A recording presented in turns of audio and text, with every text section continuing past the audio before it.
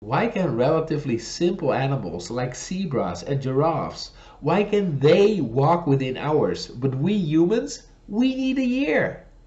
Big Idea Wednesday. Hello and thank you for watching. I am of course not Tom.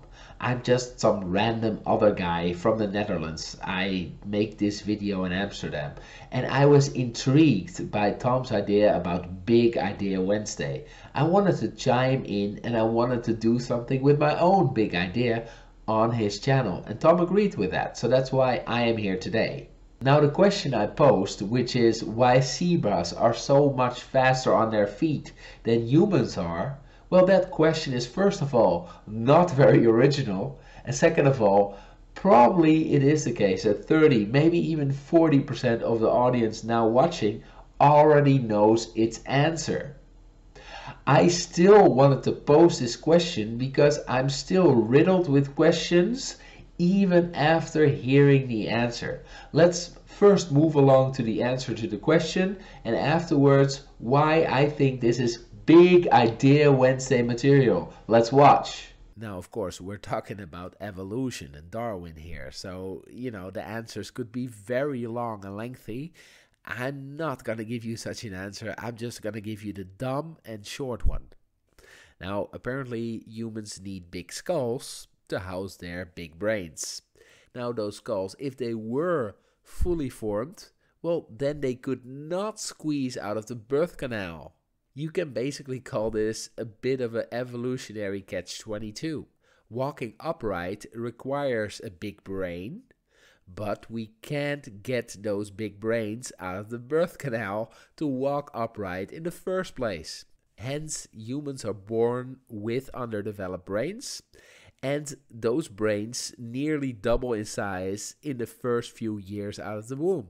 Now, of course, having underdeveloped brains once we arrive means that our, for instance, ambulatory development is gonna be impeded a little bit. Ambulatory. Now, to simplify an obvious complex story is that in the millions of years of evolution, humans basically found out that standing upright was the better way to handle all of the dangers in the savannah, so to say. So humans started to walk upright as one of the only species, and with that upright position, the woman kind of changed her hips, and those hips kind of narrowed. And due to the narrowing of the hips, the whole story of the skull not being able to come out of that birth canal easily came about. Let's spell the word Wednesday with our hips. So all capital letters, W-E.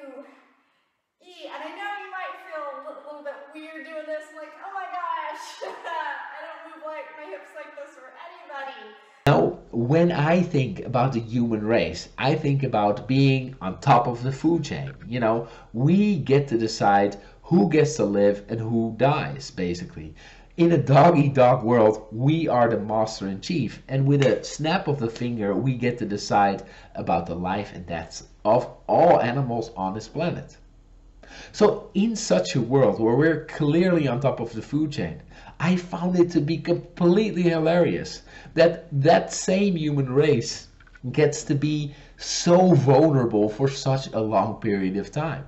I mean, for the first year, a baby is completely helpless. It just lays there with his or her pacifier in her mouth, and she cannot defend herself for the life of her.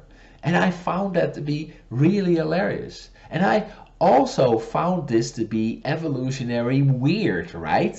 I mean, if you want to go through millions of years of evolution where you're completely vulnerable to outside attacks from animals, from other tribes or whatever, you don't want to have a child that needs such a long time in order to develop, especially not in those barren days, hundreds of thousands of years ago. You don't want that. But still, humans were saddled up with that. And I really see it that way, because if the whole hip thing of a female is the big problem, right? You know, skulls cannot come out. Why did evolution not find a way to kind of increase the size of those hips, make females larger?